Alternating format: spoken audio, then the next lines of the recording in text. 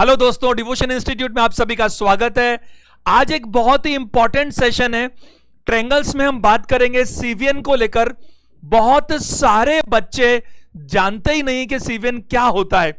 आप सभी लोग ध्यान दीजिएगा, अगर हम किसी भी ट्रायंगल में ध्यान से सुनिएगा और इसके बेसिस पर अक्सर सीजीएल मेंस में और या फिर मैं कहूं कि अगर एग्जामिनर को बहुत अच्छे लेवल पर प्रश्न बनाने हो, बहुत अच्छे लेवल पे बनाने हो तो इसका प्रयोग किया जाता है। मैं आपको कुछ कॉन्सेप्ट सिखाऊंगा, कुछ ट्रिक्स भी बताऊंगा। ट्रिक्स का मतलब क्या है कि हम उसके रिजल्ट को कैसे निकाल सकते हैं। एक बार ध्यान दीजिएगा सभी लोग, थियोरेटिकली मैं क्या बोल रहा हूं। अगर मैं कहूं किसी भी ट्रायंगल में आप किसी वर्टेक्स से, अगर ये ट्रायंगल है ए बी सी और इस वर्टेक्स ए से आप इस बीसी पर कोई भी एक लाइन मिलाते हैं, यानी कि कोई भी ऐसी रेखा जो इस वर्टेक्स ए को बीसी पर कहीं भी मिलाती है, तो अगर मैं इसको कहूं एडी, तो ये एडी ही क्या कहलाएगी बताइए? सीवीएन कहलाएगी। तो कितनी सीवीएन हो सकती है? अरे कितनी भी हो सकती है। ये भी सीवीएन है, ये भी है, ये भी है, ये भी है। इस बी से भी चल सकती है, इस तरह से सी से भी हो सकती है, बिल्कुल हो सकती है। अब इन सब सीवीएन को लेकर के हम लोग एक सेशन भी बनाएंगे। हाँ, किसका? एमपीजी का, यानी कि मास पॉइंट ज्योमेट्री का, वो भी बात करेंगे। बट आज ये सेशन में ध्यान दीजिएगा, बहुत इंपॉर्टेंट बात कैसी है। जैसे देखो, ये क्वेश्चन है, ये प्रश्न कभी सीडीएस में पूछा गया क्वेश्चन है और किस तरह से पूछा था जरा ध्यान दीजिएगा। बहुत ही इंपॉर्टेंट क्वेश्चन है। In triangle A B C जो इंफॉर्मेशन है, उस इंफॉर्मेशन को मैं बनाता हूं यहां पर। ध्यान दीजिएगा सारे के सारे स्टूडेंट्स। ए बी सी क्या बोल रहा है वो? ए बी 5 सेंटीमीटर है। ये ए बी जो है वो 5 सेंटीमीटर है। मैं अनेकों बार कहता हूं, क्या एक अच्छा स्टूडेंट वो होना चाहिए जो प्रश्न को देखते ही पता लगा ले। क्या पता लगा ले? किस प्रश्न में क्या पूछा जाता है। कैसे पता लगता है ये बातें?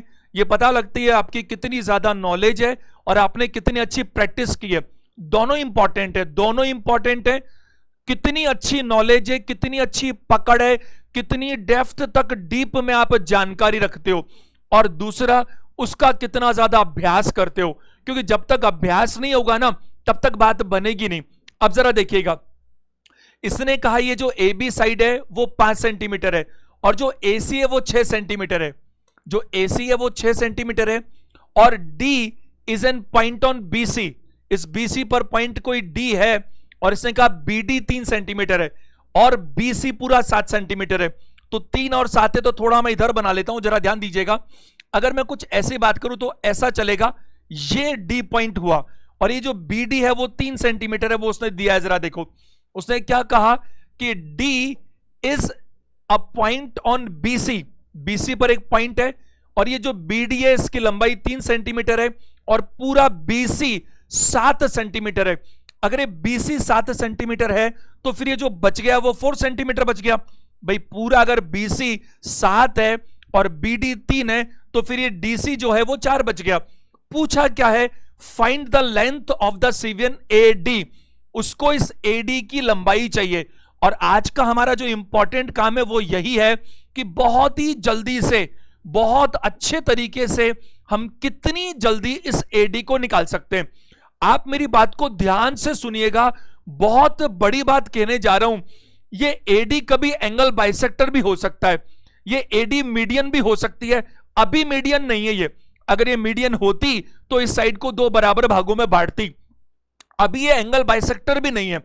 अगर ये एंगल बाइसेक्टर होता तो हमें बताया जाता कि ये ए और जो एंगल ए को ये 2 बराबर भागों में क्या करेगा बताओ? बांटेगा। क्या ये एल्टीट्यूड है? नहीं, एल्टीट्यूड भी नहीं है। हमें क्या पता एल्टीट्यूड है? अगर एल्टीट्यूड होता तो फिर ये 90 डिग्री बनना चाहिए था। मेरी बात समझ पा रहे हैं? ये परपेंडिकुलर बाइसेक्टर भी नहीं है, क्योंकि वो होता तो यहां 90 होता और पता नहीं किसी साइड में से निकलता, वो वर्टेक्स पे जाता ही नहीं है।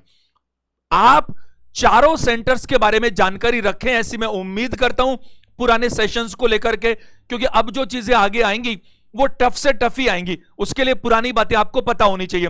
अब जरा ध्यान दीजिएगा और मेरी बात सुनिए। मैं 5 मिनट एक्स्ट्रा लगाऊंगा, लेकिन आपको थोड़ी गहराई से बताता हूं। देखो, आपको ये एडी चाहिए तो ये सीधा एडी निकाला जा सकता है। एडी निकालने का क्या सूत्र है, जरा ध्यान दीजिएगा सभी लोग। अभी मैं आपको सीधा इसका आंसर निकाल के बताता हूं और फिर मैं आपको बताता हूं कि वो आंसर निकालने के पीछे जो स्टुअर्ट थ्योरम है वो कैसे काम करती है। एक बार जरा ध्यान दीजिएगा। इसके लिए हम क्या करते हैं, आप देखो ये साइड है 5 सेंटीमीटर, ये साइड क्या बताइए 5 सेंटीमीटर। तो आपको क्या करना होता है 5 का स्क्वायर। ये जो एडी है इसने बीसी को 2 भागों में बांटा है, तो इस 5 सेंटीमीटर के एडजॉइनिंग 3 है, ये नहीं चाहिए मुझे ये चाहिए। तो इस वाले का स्क्वायर करके और मैं 4 से मल्टीप्लाई करूंगा और इस वाले का स्क्वायर करके, सब बताऊंगा मैं आपको, अभी एक बार करने दीजिए और मैं इससे मल्टीप्लाई करूंगा और ये किसके बराबर होगा, यानी कि ये वाली साइड का स्क्वायर। अच्छा, इस ए के सामने पूरी साइड को मैं ए बोल सकता हूं, इस बी के सामने वाले को पूरा बी बोल सकता हूं और इस सी के सामने वाले को सी बोल सकता हूं। तो मैं यहां ये कह सकता हूं और इसको समझाने के लिए मैं इतने से को m बोल सकता हूं और इसको मैं n बोल सकता हूं। तो समझाने के लिए अभी चूंकि अपन अभी थ्योरम सीखेंगे तो बात कर लेंगे, तो इसका मतलब सी स्क्वायर और इस n से मल्टीप्लाई किया, फिर b स्क्वायर और इस m से मल्टीप्लाई किया। मैं आपको अभी इसका और बेहतर तरीका भी बताऊंगा, लेकिन थोड़ा पेशेंस रखिएगा। ये किसके बराबर होता है, ये आपको एडी निकालना है। तो ये एडी का स्क्वायर, ये होता है एडी का स्क्वायर प्लस, ध्यान दीजिएगा सारे के सारे बच्चे, ये एडी का स्क्वायर और प्लस हमारे पास बनता है कि यहां पर हम इसको देखते हैं, ये तीनों, ये m की साइज, n की साइज और पूरे a की साइज, यानी कि प्लस होगा 3 मल्टीप्लाई 4 मल्टीप्लाई दोनों का सम कितना है 7। ये सब कुछ में डेटा सिर्फ ये एडी ही निकल कर आएगा और कुछ नहीं है। जरा देखिए 5 का स्क्वायर 25, 25 का 4 गुना 100, 6 का स्क्वायर 36, 36 का 3 गुना 108 और उधर मैं बात करूं एडी स्क्वायर और यहां पर बात करूं तो 12 7 84 84 है। अगर मैं इनको एडजस्ट करूं तो 24 124 बनता है, 124 बराबर एडी स्क्वायर। तो एडी की बात करेंगे तो रूट कर दे अपन 124 का, तो 100। अच्छा ध्यान दीजिएगा सब लोग, अपने क्या किया, एक छोटी सी गलती कर दी। यहां पर गलती क्या कर दी कि यहां पर जो एडी स्क्वायर है, ये एडी स्क्वायर जो है वो इस ए से मल्टीप्लाई भी होगा, ये एडी स्क्वायर जो है वो ए से मल्टीप्लाई होगा, यानी एडी स्क्वायर मल्टीप्लाई ए भी करना पड़ेगा। ये मेरे से मिस हो गया, एडी स्क्वायर, ये जो एडी स्क्वायर है मल्टीप्लाई किससे करना पड़ेगा, ए से करना पड़ेगा। प्लस क्या करेंगे, इस m को n से मल्टीप्लाई करेंगे और पूरे a से भी करेंगे। तो यहां पर a कितना है 7 है, तो यहां पर 7 होगा, यहां पर क्या होगा 7 एडी स्क्वायर। तो एडी कितना निकल कर आएगा 124 बटा 7 का क्या बताइए रूट, 124 बटा 7 रूट में। तो ऑप्शन नंबर ए हमारा सही आंसर होगा, option number A is the right answer. और अगर चाहते थोड़ा तो मैं यहां एक बात देख पा रहा हूं कि इस 124 को जो है 31 मल्टीप्लाई 4 बोला जा सकता है। तो 31 मल्टीप्लाई 4 और ये तो 7 है, इसका रूट निकालेंगे तो 4 को मैं बाहर भी ला सकता हूं, तो 2 और रूट में 31/7 भी हो सकता है। ये एक ही बात है, कहने में कोई फर्क नहीं पड़ता, बट अगर मान लीजिए कल को ऐसा नहीं इस फॉर्मेट में होता तो हम कर सकते थे। अब ये कहां से आया, ये मैंने क्यों अप्लाई किया, इसके लिए आपको थोड़ा सा बोर्ड पर ध्यान देना पड़ेगा। मैं आपसे रिक्वेस्ट करूंगा क्योंकि मैं इसके 3-4 पार्ट कराने वाला हूं। आइसोसेलेस ट्रायंगल हो तो कैसे काम होगा, अगर यही एंगल बाइसेक्टर हो तो कैसे काम होगा, अगर स्केलिन ट्रायंगल हो तो कैसे काम होगा।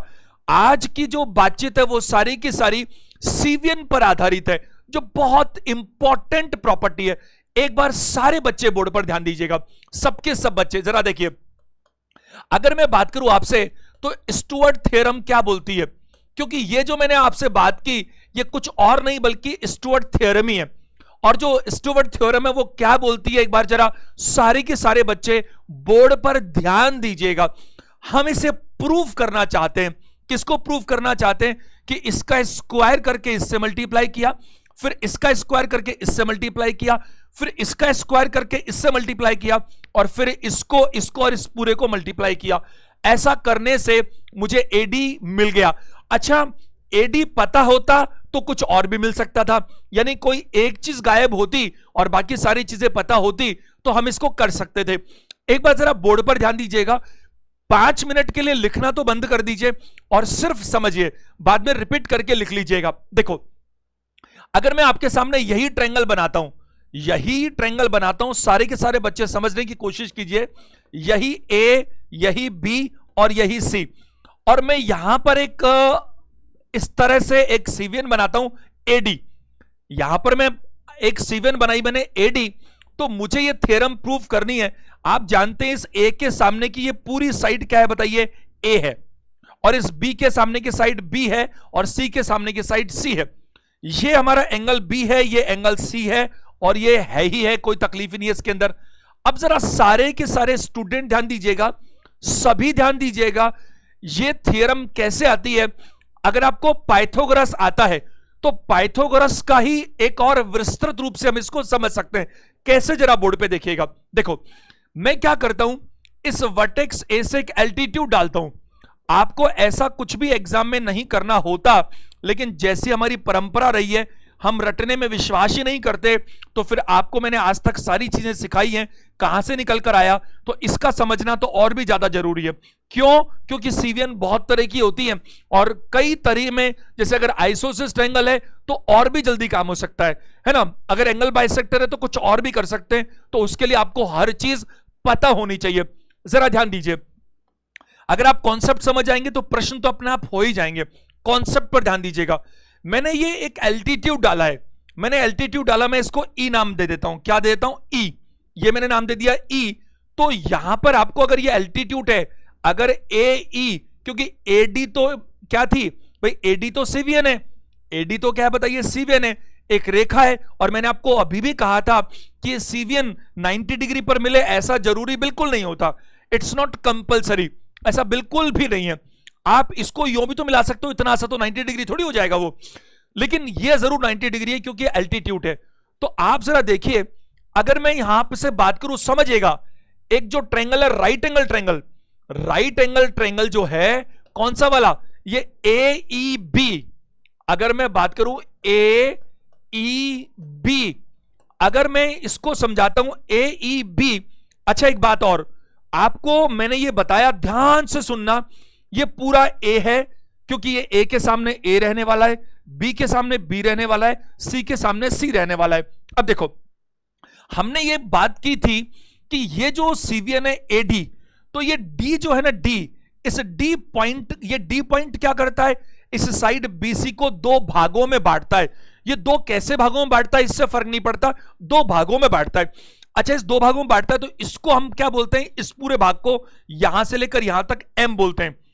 इसको हम बोलेंगे एम, यहां तक पूरा, ये एम बोलेंगे, और इसको अपन एन बोलेंगे। एक बार समझने के लिए, जैसा मैंने इस क्वेश्चन में भी आपको हल्का सा बताया कि ये वाला पार्ट एम है और ये एन है, और ये सीवीएन थी। इस बार सीवीएन थोड़ा मैंने उधर लिया है, तो अगर मैं बात करूं, इस पूरे को मैं एम बोलूंगा और इस पूरे को मैं एन बोलूंगा।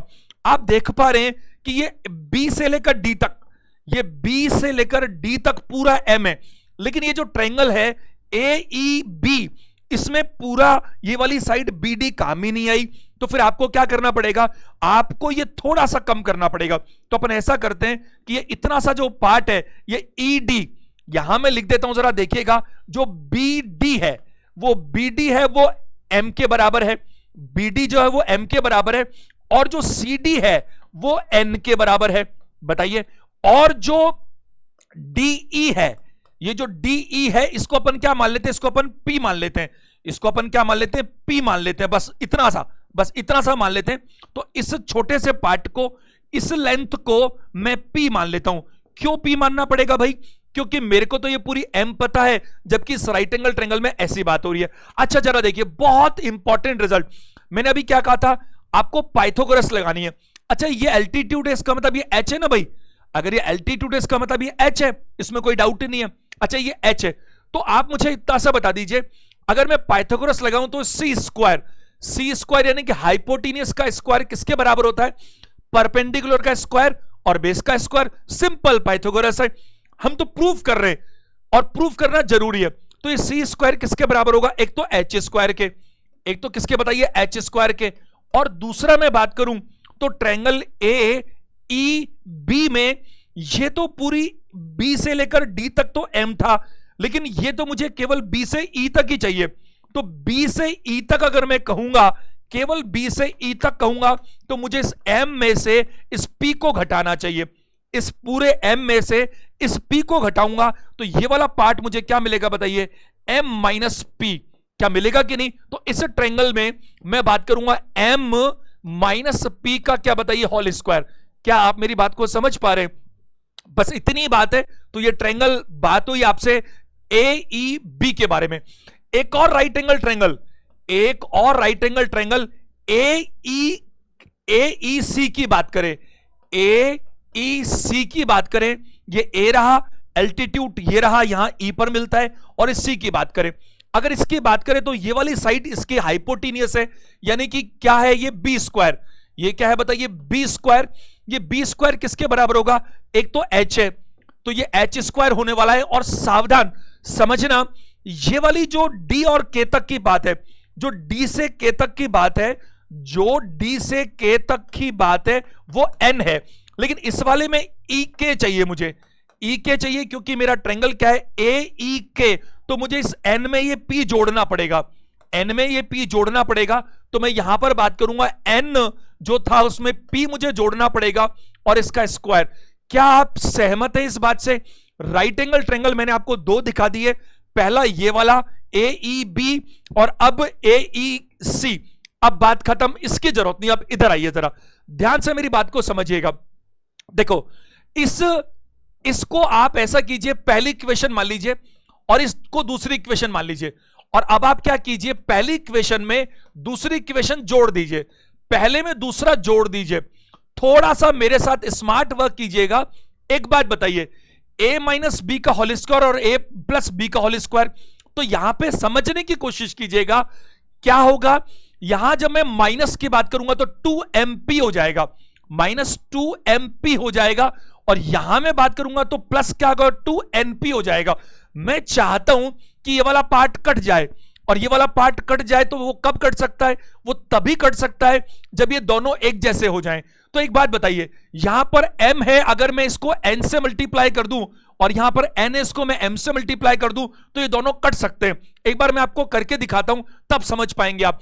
हड़बड़ी मत कीजिएगा, वरना समझ में नहीं आएगा। और ये थ्योरम बहुत इंपॉर्टेंट है। बाद में जब मैं मिक्स्ड क्वेश्चंस कराऊंगा एक साथ, रोजाना 10-10, 15-20 जो हो सकते हैं, तो फिर मैं सारे टफ क्वेश्चन लूंगा, और आप तब मैं कुछ भी रिपीट नहीं करूंगा कॉन्सेप्ट को, तो इनको आप समझते चले जाइए बहुत ही बारीकी से। अगर मैं यहां बात करता हूं, इसको मैं मल्टीप्लाई करता हूं पहले वाले को n से, समझिएगा, पहले वाले को n से क्योंकि m तो यहां मौजूद है, और दूसरे वाले को m से क्योंकि n तो यहां मौजूद है। और उसके बाद में पहले और दूसरे को आपस में जोड़ता भी हूं। अगर मैं पहले और दूसरे को जोड़ता हूं, जरा समझिएगा, और n से मल्टीप्लाई भी करता हूं, तो जरा देखिए, इक्वेशन का ये लेफ्ट साइड है और ये इक्वेशन का राइट साइड है, क्योंकि बात तो ये है ना भाई, ये जो मैंने इस बार रेक्टेंगल बना दिया, ये रिजल्ट है। तो सी स्क्वायर को आप n से मल्टीप्लाई करेंगे तो क्या मिलेगा आपको, सी स्क्वायर n। एक बार अपन बाद में जोड़ लेंगे, एक बार सिर्फ मल्टीप्लाई कर लेते हैं।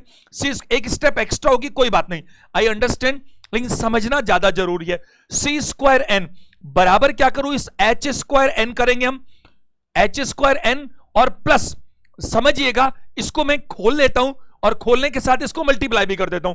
तो यहां मैं बात करूं m स्क्वायर रहेगा, क्योंकि आप जानते हैं a माइनस बी का whole square, m square n क्या होगा, m स्क्वायर n, और प्लस करेंगे क्या बताइए, p square n, plus p square क्या होगा n, क्योंकि a square plus b square और n से मल्टीप्लाई किया, माइनस 2ab, यानी कि 2mp, और साथ में n भी है।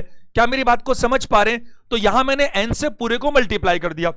इसी तरह से दूसरे वाले को मैं बात करूं तो ये b स्क्वायर m की बात हो रही है, क्योंकि इस बार मैं पूरी इक्वेशन को m से मल्टीप्लाई करूंगा। बराबर क्या हो रहा है, h square m, h square m, plus अगर मैं बात करूं, सेम वही काम यहां भी करता हूं और m से मल्टीप्लाई करता हूं। तो पहले a प्लस बी का होल स्क्वायर है n स्क्वायर, तो n स्क्वायर तो आना ही था, साथ में m से मल्टीप्लाई भी किया, p स्क्वायर तो आना ही था, साथ में m से मल्टीप्लाई भी किया, और प्लस 2np तो आना ही था, साथ में m से भी मल्टीप्लाई किया। अब जब मैं इस पहले को दूसरे में जोड़ूंगा, ये पहली इक्वेशन है, ये दूसरी इक्वेशन है, जब मैं पहले और दूसरे को जोड़ने वाला हूं तो आप समझ पा रहे, जब मैं ये वाला पार्ट जोड़ता हूं तो ये मुझे दिखाता है C square N plus B square M. बताइए, C square N plus B square M ऐसा दिखाता है। और इधर वाला पार्ट क्या दिखाता है, जरा देखिए, अगर मैं इस पार्ट को लेता हूं तो दोनों में एच स्क्वायर कॉमन है, यानी एच स्क्वायर कॉमन है और मैं करूं n प्लस m। बताइए, एक स्टेप एक्स्ट्रा मैं जानबूझ के लिख रहा हूं ताकि कॉन्सेप्ट आपके बहुत प्यारे तरीके से क्लियर होते रहे। आगे मैं बात करूं आपसे, प्लस की बात करें, प्लस यहां पर m और n दोनों कॉमन है, तो यहां पर mn अपन ले सकते हैं, mn ऊपर भी है और नीचे भी है, ऊपर एक m बच गया एक्स्ट्रा और नीचे एक n एक्स्ट्रा बच गया, ठीक है। आगे मैं बात करूं अगर, तो यहां मैं कह सकता हूं कि p और n ऊपर है और p और m नीचे है, तो दोनों में p स्क्वायर कॉमन है, p स्क्वायर है, तो यहां p स्क्वायर अपन बात कर सकते हैं और ब्रैकेट में क्या बचता है, n प्लस m बचता है। यहां अगर आप गौर करें तो मैं इन दोनों को लूंगा तो MPN इधर है, MPN इधर है, तो ये वाला पार्ट आपस में कैंसिल आउट हो जाएगा। और ये कैंसिल हो जाए इसीलिए तो हमने क्या किया था, इस ऊपर वाले को n से और नीचे वाले को m से मल्टीप्लाई किया था। अब थोड़ा सा एक स्टेप आखिरी का, ये तो ऐसे के ऐसे रहने दो, इधर की बात करो। एक बात बताइए, n प्लस m, ये जो n था और ये m था, ये पूरा a के बराबर है कि नहीं बताइए। ये n और m पूरा a के बराबर है, तो मैं ये कह सकता हूं h स्क्वायर a। बताइए, क्योंकि ये n और m दोनों तो a के बराबर है, ये पूरा a के सामने a ही तो है। और प्लस में बात करूं तो m n same m plus n, अभी तो आपने देखा a के बराबर है, सही बात है। और आगे मैं बात करूं, ये m और n a के बराबर है, तो p स्क्वायर और a। अब जरा एक बार ध्यान दीजिएगा सारे के सारे स्टूडेंट्स, यहां पर अगर हम गौर करें तो एक चीज मुझे और नजर आ रही है, वो क्या आ रही है, ये जरा पार्ट देखिएगा। ये वाला पार्ट अगर आप देखते हैं तो इन दोनों में a कॉमन नजर आता है। मैं जो हाईलाइटेड पार्ट है उसको उठा रहा हूं, इसमें अगर a कॉमन नजर आता है तो बचता क्या है, एच स्क्वायर प्लस क्या बताइए, पी स्क्वायर। एग्जाम में ऐसा कुछ करना है, अरे नहीं नहीं नहीं, ऐसा कुछ करेंगे तो शहीद हो जाएंगे अपन, तो अपन को रिजल्ट पता होना चाहिए। लेकिन कुछ बच्चों को क्या लगता है कि सर ये थ्योरम को समझाने की क्या जरूरत है, यार हमें तो रट लेंगे हम तो रिजल्ट्स को। अरे आप समझ ही नहीं रहे, पता नहीं कितनी कितनी और कितनी बार मैं आपको ऐसे क्वेश्चंस दिखा दूं जो हर बार कुछ नए आते हैं, और जो थ्योरम है उसकी सिर्फ रिजल्ट नहीं, उसकी एबीसीडी भी पता होनी चाहिए आपको, क्योंकि क्वेश्चन तो कहीं से भी पूछ सकता है वो। इसलिए आप उसकी जड़ तक जरूर जाइए। तैयारी एक ही बार करनी है, लेकिन मजा आना चाहिए। 100 या 0 में विश्वास करो, करना है तो ढंग से करो, नहीं तो बिल्कुल मत करो। इधर देखो, अब इसको कंप्लीट करने के आगे हम लोग इधर a मैंने कॉमन लिया, H square plus P square और प्लस m n और a। अब जरा एक बार और गौर कीजिएगा इस बात पर, अगर मैं यहां बातचीत करूं तो एच स्क्वायर और पी स्क्वायर, एच स्क्वायर और पी स्क्वायर, सारे बच्चे ध्यान देंगे, सारे के सारे अटेंशन देंगे। एक बात बताइए, एक ट्रायंगल में आपको दिखाता हूं, एक ट्रायंगल में आपको दिखाता हूं यहां पर, और मैं यहां सिर्फ नाम लिखता हूं AED, ए ट्रायंगल AED। सिर्फ मैं ये आपको दिखाने की कोशिश कर रहा हूं, आप एक बार इस पर गौर कीजिएगा। आपको दिख रहा है ये रहा A, ये रहा E और ये रहा D। एक बात बताइए, क्या ये एक राइट एंगल ट्रायंगल है या नहीं, मुझे ये जवाब दीजिए। है ना, अरे बिल्कुल है, क्योंकि इसमें AE एल्टीट्यूड तो था, तो ये पक्की बात है राइट एंगल ट्रायंगल है। तो आप मुझे जवाब दीजिएगा कि राइट एंगल ट्रायंगल अगर है तो ये एच स्क्वायर देखो और पी स्क्वायर, ये एच स्क्वायर और जो पी स्क्वायर है वो एडी स्क्वायर के बराबर होगा कि नहीं होगा। जो एच स्क्वायर और पी स्क्वायर वो एडी स्क्वायर के बराबर होगा कि नहीं होगा। और हमने यहां पर ये मान लिया, सपोज माना हमने क्या मान लिया, हमने एडी को जो है वो एक्स मान लिया। एडी लिखने की जगह, एडी लिखने की जगह एडी को हम क्या लिख देते हैं, एक्स लिख देते हैं। तो मुझे ये बता दीजिएगा इस ट्रायंगल में स्पेस यहां पर है नहीं, अगले पेज पर मुझे जाना नहीं, क्योंकि इसी पेज में खत्म करना है वरना दिक्कत हो जाएगी। तो आप देखिए ट्रायंगल AED, ट्रायंगल AED, इसमें आपको फिर एक राइट एंगल नजर आ रहा है। तो यहां पर AED में ये H square plus P square किसके बराबर होगा, एक्स स्क्वायर के बराबर होगा। तो इसकी जगह मैं एक्स स्क्वायर लिख सकता हूं, तो ये मैं क्या कर सकता हूं, एक्स स्क्वायर लिख सकता हूं। और ए तो था ही था, प्लस क्या बताइए, एम एन ए, और ये किसके बराबर है बताइए, ये हमारे पास है सी स्क्वायर प्लस सी स्क्वायर एन, सी स्क्वायर एन, सी स्क्वायर एन प्लस क्या बताइए, बी स्क्वायर एम। ये रिजल्ट जो निकल कर आया ये हमारा अंतिम रिजल्ट है और यही फाइनल है, यही रिजल्ट निकल कर आया था। एक बार सारे बच्चे ध्यान दीजिएगा, देखो आपके सामने एक बार आप इस एल्टीट्यूड को भूल जाइए, क्योंकि ये एल्टीट्यूड तो मैंने आपको सिर्फ समझाने के लिए बताया, एल्टीट्यूड तो मैंने सिर्फ आपको समझाने के लिए बताया। इस एल्टीट्यूड को छोड़ दीजिए तो आपको क्या नजर आ रहा है, ए बी नजर आ रहा है, ए सी नजर आ रहा है, ये बी सी नजर आ रहा है, और ये जो आपका सीवीएन है ए डी नजर आ रहा है, और ये एम नजर आ रहा है, और ये एन नजर आ रहा है, इतना सा नजर आ रहा है। तो आपको क्या करना है, जरा ध्यान दीजिएगा। आप इस फॉर्मूले को भी मत रटो, आप तो सिर्फ ये देखो क्या करना है, ये जो साइड है दोनों, तो इसका स्क्वायर करो। देखो सी का स्क्वायर करो और सामने क्रॉस मल्टीप्लाई करो, इसके एडजॉइनिंग नहीं बाद वाले से। तो सी स्क्वायर किससे बताइए, एन। तो देखो जरा सी स्क्वायर एन लिखा हुआ है कि नहीं, इसको स्क्वायर करो बी स्क्वायर। बी की कौन सी दो साइड से, वो जो एंगल के बीच में है। कौन से एंगल के बीच में है, वो एंगल के बीच में है जो सामने वाली साइड पर मिल रहा है। तो एंगल ए से सीवीएन चल रही है और वो बीसी पर मिल रही है। तो इसको जो बनाने वाली दोनों साइड से, उनकी मैं बात कर रहा हूं। सी स्क्वायर भी चाहिए और बी स्क्वायर भी चाहिए, लेकिन सी स्क्वायर इसके एडजॉइनिंग से मल्टीप्लाई नहीं होता, दूर वाले से होता है, यानी इसके पास वाले से। तो सी स्क्वायर क्या बताइए, एन, और बी स्क्वायर क्या बताइए, एम। तो देखो C square N plus B square M, ये तो रिजल्ट निकला बराबर किसके। अब आप एल्टीट्यूड तो भूल जाओ, सीवीएन की बात करो। सीवीएन क्या है, एडी, एडी स्क्वायर। अब एडी स्क्वायर को क्या बोला, एक्स स्क्वायर। क्या बोला, एक्स स्क्वायर, और पूरे ए से मल्टीप्लाई किया है, यानी कि पूरी नीचे साइड से। और फिर हमने क्या किया, एम एन ए, यानी कि ये वाला जो साइड है एम भी आएगा, एन भी आएगा, और पूरा ए भी आएगा। अब जरा एक बार देखिए, ये जो प्रश्न आपके सामने मौजूद था, इस प्रश्न में हमसे सीधी एडी पूछी गई थी। तो आप बताइए, मैंने जो थियरम अभी आपको सिखाने की कोशिश की, अभी जो मैंने आपको बताने की कोशिश की, अगर उस थियरम को यहां अप्लाई करें, अगर उस थियरम को यहां अप्लाई करें, तो सारे के सारे लोग समझिएगा मैंने क्या कहा। 5 का स्क्वायर 25 को मल्टीप्लाई करो इस 4 से, तो 25 मल्टीप्लाई 4 कितना था बताइए, 100। फिर मैंने कहा 6 का स्क्वायर 36 को 3 से मल्टीप्लाई करो 108। ये क्या करना था, एडी स्क्वायर, मैंने एडी स्क्वायर ही लिख दिया, और मल्टीप्लाई किससे करना था, ए से, और ए पूरा कितना है 7, तो 7 एडी स्क्वायर। प्लस क्या करना था, ये एम बी एन बी और ए बी, तो 3 मल्टीप्लाई 4 मल्टीप्लाई 7, 3 मल्टीप्लाई 4 मल्टीप्लाई 7। बताइए ये वही थियरम है या नहीं है। Are you getting my point. तो इसलिए बहुत ज्यादा जरूरी होगा अपन 30 सेकंड्स में इसको रिपीट कर लेते हैं बहुत जल्दी से। मैंने क्या किया, ए बी सी, क्योंकि अभी तो इसका ये एक पार्ट है, अभी ना जाने कितनी और बातें आएंगी, मैं आपको बताऊंगा, और उसके कुछ फॉर्मेट्स कैसे कैसे कब क्या चेंजेस होंगे। अब आपको ये टफ लग रहा है तो टफ लगने दो, कोई दिक्कत नहीं है। टफ है नहीं, समझते हो तो यहां मैंने इसमें एल्टीट्यूड डाला और एक ट्रायंगल ए ई बी में पाइथागोरस लगाने की कोशिश की।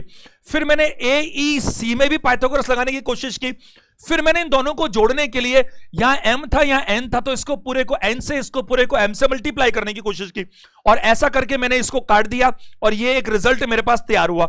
और ये रिजल्ट फाइनली यही तैयार हुआ। क्या तैयार हुआ, अंतिम बार बोल रहा हूं, ये सी का स्क्वायर, मैं साइड में भी हो रहा हूं, आप इसको नोट कर लीजिएगा, साइड में रहकर ही बोल रहा हूं। ये सी का जो स्क्वायर है, इसका स्क्वायर मल्टीप्लाई होगा इसकी दूसरी वाली साइड, यानी कि एन से, और बी का स्क्वायर मल्टीप्लाई होगा एम से, और बराबर क्या होगा, इस एक्स का स्क्वायर मल्टीप्लाई होगा इस पूरे ए से।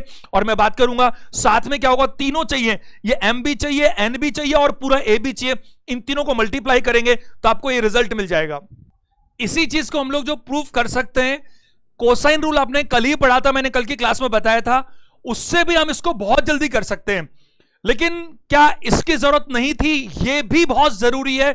मैं जब अच्छे प्रश्न आएंगे तब आपको बताऊंगा इसकी उपयोगिता कितनी ज्यादा है, आपको जानना चाहिए। जरा बोर्ड पे ध्यान दीजिएगा, बहुत ही जल्दी से 5 मिनट में मैं आपको कोसाइन रूल करवा देता हूं, कोसाइन रूल से प्रूव करवा देता हूं।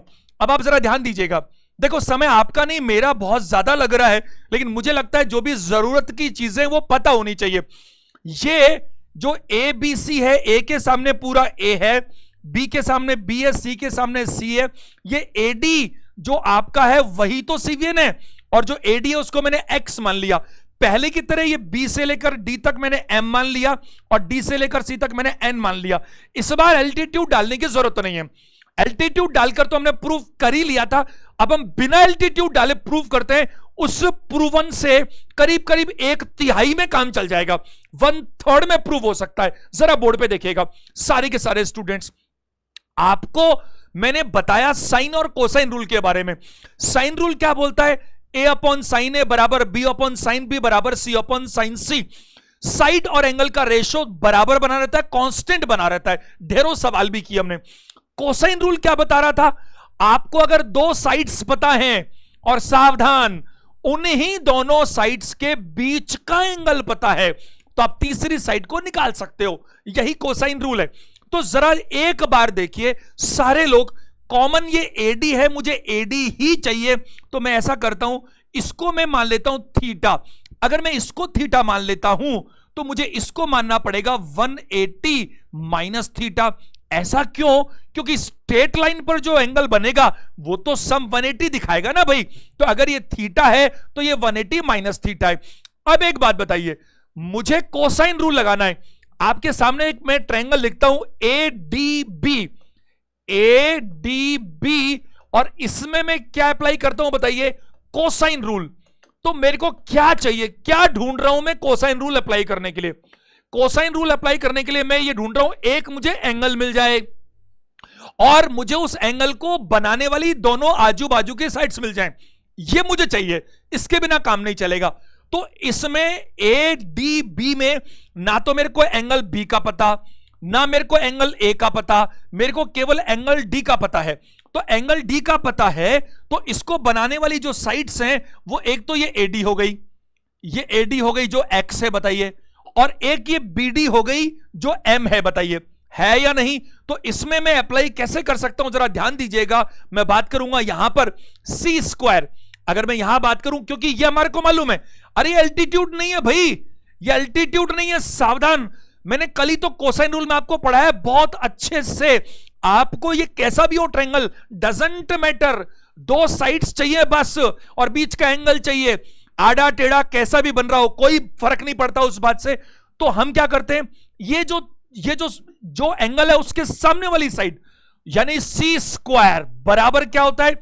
इस एंगल के बाजू वाले दोनों साइड्स का स्क्वायर, यानी कि एक्स स्क्वायर। और मैंने आपको बहुत अच्छे से ये कल प्रूफ करके बता रखा है, X square plus M square minus twice of यही दोनों, यानी एक्स एम और कॉस के साथ। अगर ये कर 60 होता तो मैं कॉस 60 लिखता, अगर ये 30 होता तो कॉस 30 लिखता, बट ये तो कुछ है ही नहीं तो मैं कॉस थीटा लिखूंगा, क्योंकि मुझे क्या पता कितना है। तो ये मेरे पास जो मेरा पहला ट्रायंगल है उससे इंफॉर्मेशन निकल कर आती है। अब जो दूसरा मेरा ट्रायंगल है वो ADC है, वो ADC है। अगर इस ADC में मैं कोसाइन रूल लगाने की कोशिश करूं, अगर मैं ADC में कोसाइन रूल लगाने की कोशिश करूं, तो आप सारे लोग समझने की कोशिश कीजिएगा। एंगल तो ये रहा, एंगल के बाजू में ये x रहा और ये n रहा, और ये इधर b रहा। तो ये कैसे बताया था मैंने कल आपको? b square. b स्क्वायर बराबर क्या करेंगे? X square plus N square. इसके लिए आपको कोसाइन रूल पता होना चाहिए, जो मैंने ऑलरेडी बता रखा, -2xn कॉस, और ये अगर जितना थीटा है उतना होता तो ये कॉस 180 माइनस थीटा है, ये कॉस 180 माइनस थीटा है। और ये मेरे पास में दूसरी इंफॉर्मेशन निकल कर आई, इंफॉर्मेशन नंबर 2। बताइए ऐसा है कि नहीं? मुझे आप इतनी सी जानकारी दीजिए, स्पेस बचाने के लिए इधर लिख रहा हूं cos 180 minus theta. Cos 180 minus theta, क्या ये कॉस थीटा नहीं होता? और चूंकि 180 माइनस थीटा है, आपको सारा पता है कि 90 टू 270, 90 के मल्टीपल में हमेशा चेंज करते हैं हम, और 180 में नहीं चेंज करते, ऑड में चेंज करते हैं, इवन में। ये सब कुछ मैं क्वाड्रेंट्स में पढ़ा चुका हूं ट्रिग्नोमेट्री के अंदर। और आपको मालूम है ये सेकंड क्वाड्रेंट है, सेकंड क्वाड्रेंट में कॉस नेगेटिव होता है। अब ये सारी बातें हमारी पहले हो चुकी, तो मैं अभी नहीं बता सकता आपको। तो इसका मतलब यह हुआ कि cos 180 माइनस थीटा का मतलब है माइनस कॉस थीटा। तो इसको मैं माइनस कॉस थीटा बोल सकता हूं, इस पार्ट को, इस पार्ट को मैं क्या बोल सकता हूं? Minus cos theta. अगर ये माइनस कॉस थीटा है, तो आप बताइए ये माइनस है, ये माइनस है, ये प्लस हो जाएगा। तो मैं इसको कह सकता हूं बी स्क्वायर बराबर X square plus N square, B square plus N square plus 2xn, क्या बताइए? Cos theta. क्या मेरी बात को समझ पा रहे हैं? क्योंकि ये कॉस थीटा तो है, लेकिन ये माइनस में है, और ये माइनस है, ये माइनस है, माइनस माइनस प्लस हो गया। तो कायदे से देखा जाए तो ये मॉडिफाइड रूप मिल गया हमारे को इसी सेकंड पार्ट का। इस सेकंड वाले पार्ट का ये मॉडिफाइड रूट गया, इसको हटा दीजिए। अब एक बात बताइए मेरे को, अगर मैं इस 1 और 2 को जोड़ दूं, अगर मैं इस 1 में 2 जोड़ दूं तो मेरी ये थ्योरम प्रूव हो जाती है। अगर मैं 1 में 2 जोड़ दूं तो ये थ्योरम प्रूव हो जाती है। अब फिर वही संकट आने वाला है, यहां 2x है, यहां भी 2x है, यहां m है, यहां पर n है। तो हम क्या कर सकते हैं, समझने की कोशिश कीजिए। इसको मल्टीप्लाई कर सकते हैं n से ताकि n आ जाए, और इसको मल्टीप्लाई कर सकते हैं m से ताकि m आ जाए, और फिर ये आपस में कट जाएं।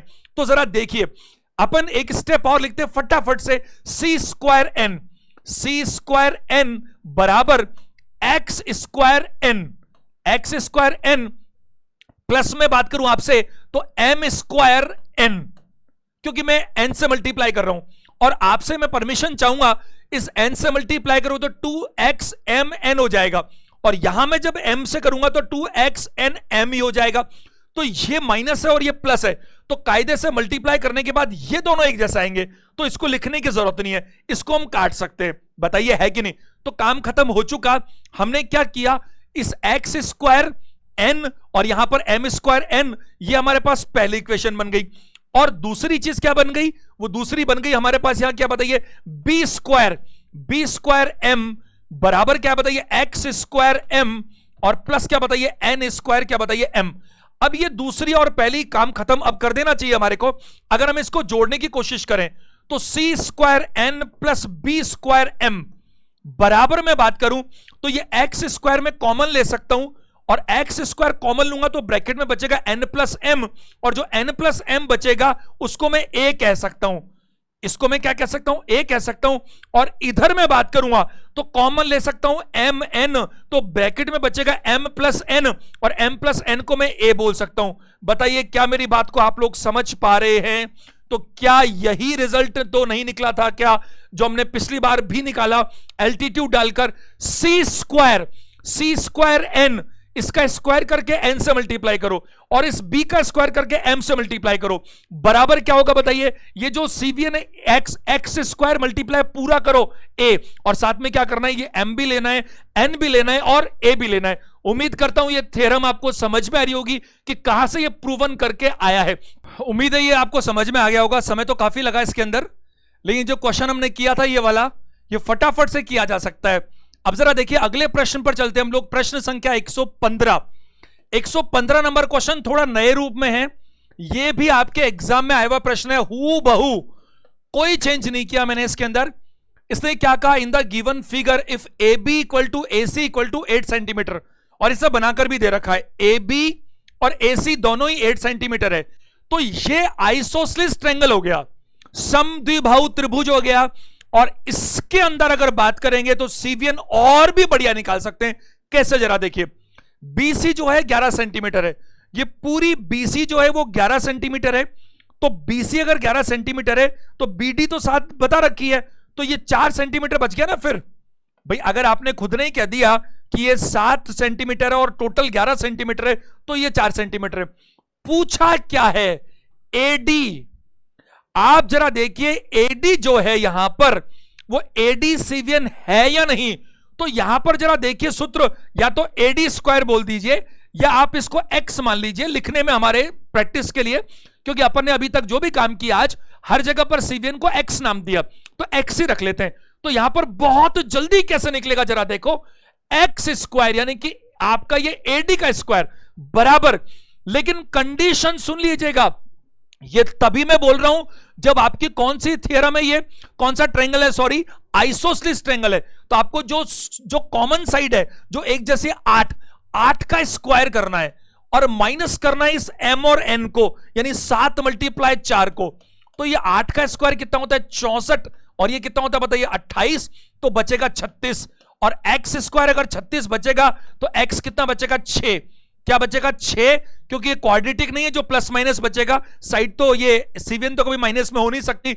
ये कितनी जल्दी निकल कर आ गया। क्या यहां पर भी हम वो अप्लाई कर सकते थे? हाँ, कोई तकलीफ नहीं है, 8 स्क्वायर मल्टीप्लाई 4, 8 स्क्वायर मल्टीप्लाई 7, ये सब कुछ वो की वो, लेकिन करने की जरूरत नहीं है।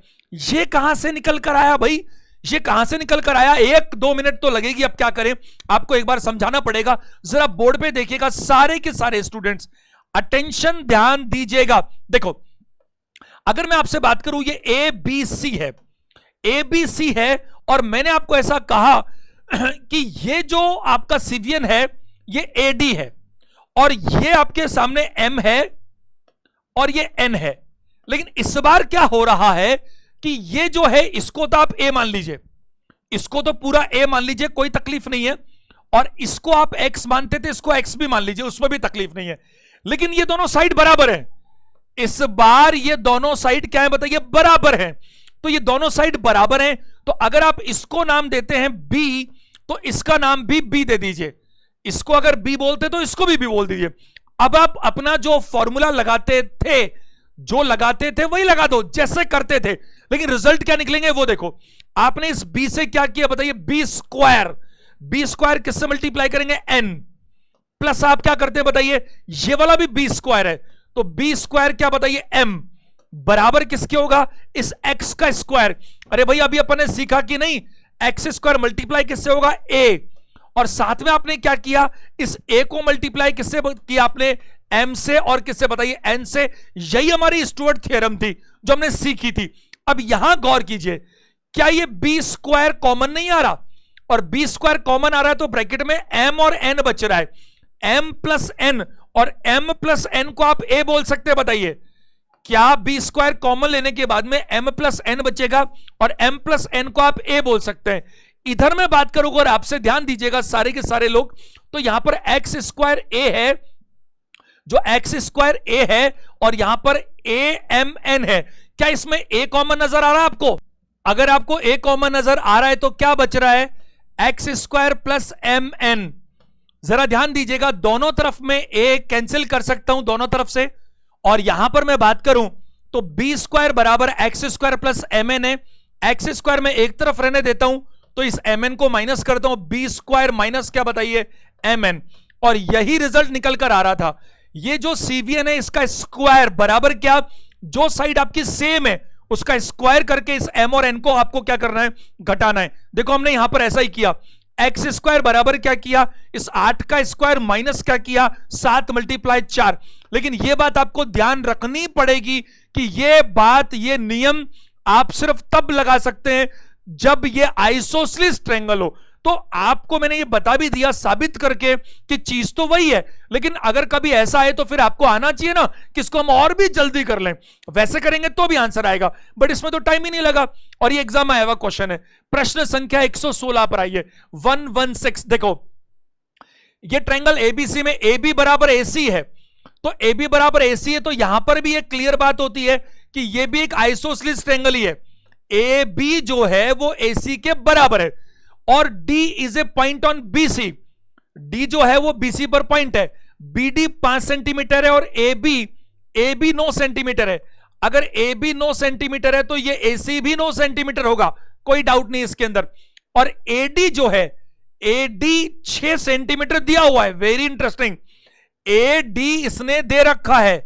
अब मैं देख रहा था इधर वाला कुछ पता है, इसलिए मैंने अभी पहले लिखा नहीं था BD 5 सेंटीमीटर, तो ये मुझे ये पता नहीं था ना, इधर वाला छोटा है कि उधर वाला छोटा है, टोटल बड़ा पता होता तो ऐसे में सीवीएन बनाता। अब मेरे को ये पता ही नहीं है, तो इसने क्या पूछा, CD, ये वाली लेंथ उसने हमसे पूछी है, और ये जो X है यानी कि AD वो उसने हमें दे दी है, ये AD जो है वो हमें दे दी है।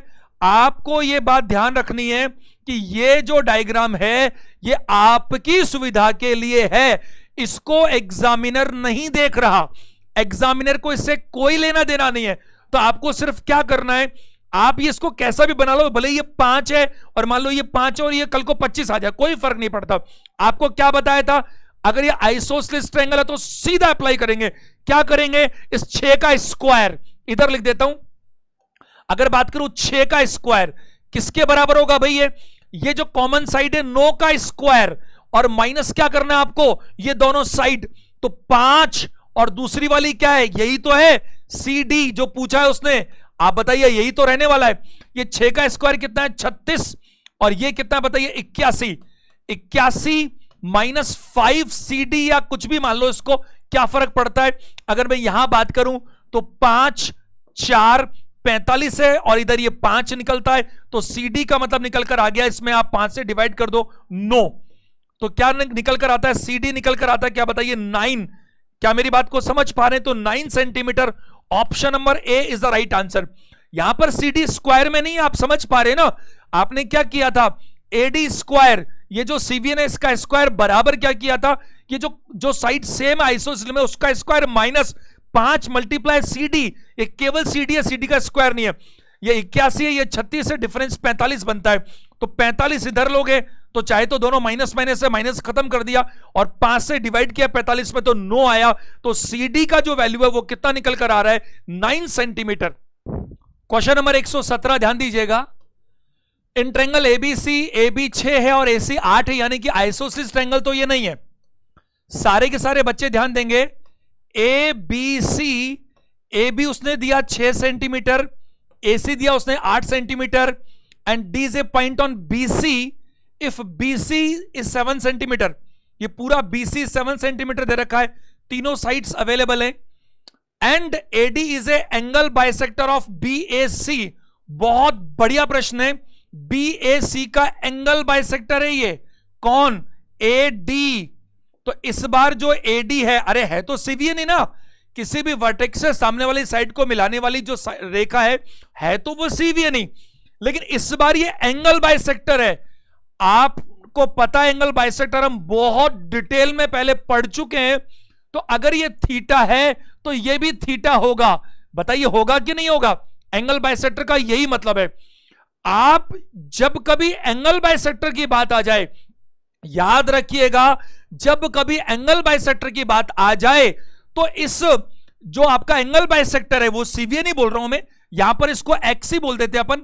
ये CVN जो यहां पर एंगल बाइसेक्टर है, इसको निकालने का वही तरीका फॉलो करेंगे, सेम डिट्टो। कौन सा वाला? वही जो आपने आइसोसेलेस ट्रायंगल में फॉलो किया था। अब वहां तो दोनों बराबर थी, जैसे ये 6 और ये 6, तो आपने 6 का स्क्वायर किया तो 6 मल्टीप्लाई 6 ना। अरे भाई जब यहां पर क्वेश्चन आपने किया तो आपने क्या किया? इस वाली साइड का स्क्वायर, यानी कि ये वाली जो साइड थी 6 का स्क्वायर बराबर क्या किया? 9 मल्टीप्लाई 9 माइनस ये दोनों मल्टीप्लाई, ऐसा ही तो किया। और ये एंगल बाइसेक्टर के वक्त मैंने पहले शायद बता भी रखा है आपको इसके बारे में, जरा ध्यान दीजिएगा। अगर मैं यहां बात करूं तो अब मेरे को तकलीफ क्या है ये पता नहीं है। आपको अच्छे से मैंने थ्योरम सिखा रखी है, इंटरनल एंगल बाइसेक्टर थ्योरम। मैंने बताया था कि ये जो साइड्स हैं ये इन्हीं रेशो में बांटेगी इन दोनों को। ये जो एंगल बाइसेक्टर AD है ये 3 और 4 है और ये टोटल 7 है, तो फिर ये 3 सेंटीमीटर होना चाहिए और ये 4 सेंटीमीटर होना चाहिए। ये बहुत पुरानी बातें हैं, हमने डिटेल में पहले से पढ़ रखा है। तो हम क्या करें? इस CVN यानी कि एंगल बाइसेक्टर को निकालें तो X स्क्वायर बराबर, पूछा क्या है इसने? पूछा भी AD है। X स्क्वायर बराबर क्या करेंगे? अगर ये दोनों बराबर होती तो 6 मल्टीप्लाई 6 करता। अब 6 मल्टीप्लाई क्या करूंगा? 8 करूंगा, माइनस इन दोनों को मल्टीप्लाई करना है, यानी कि 3 मल्टीप्लाई क्या बताइए? 4। ये 48 है, ये 12 है, तो ये 36 आता है, यानी कि 6 आंसर दीजिएगा। यानी आंसर क्या दीजिएगा? 6 इज द राइट आंसर। तो यहां पर जो ये CVN है, जो यहां पर एंगल बाइसेक्टर है, उसका आंसर 6 सेंटीमीटर होगा। ऐसा ही एक आज का आखिरी प्रश्न देखेगा, लास्ट क्वेश्चन 118 नंबर। ये आपके CGL मेंस में पूछा गया क्वेश्चन है हु बहू। इन the given ABC, AB 16 centimetre है, AB 16 सेंटीमीटर है, AC 12 सेंटीमीटर है, आइसोसेलेस ट्रायंगल नहीं है ये भी। और BC, ये पूरा BC 21 सेंटीमीटर है। और इसने ये कहा then find the length of angle bisector AD। आखिरी में दिया है इसने कि ये AD जो है वो एंगल बाइसेक्टर है, इसकी लेंथ निकालनी है। कितना आसान काम है, अभी तो बताया मैंने आपको। ये 4:3 है, इसको बांट सकते हो आप। ये आपको इतना पोर्शन मिल जाएगा। आपका ये छोटा सा काम रहेगा, आसान सा है। इसको आप कमेंट करके बताइएगा कि 118 नंबर में क्या आंसर आपको मिलता है। उम्मीद करता हूं सेशंस में आपको मजा आ रहा है। मेरी शुभकामनाएं हमेशा की तरह आपके साथ रहेंगी। सेशन देखने के लिए थैंक यू वेरी मच।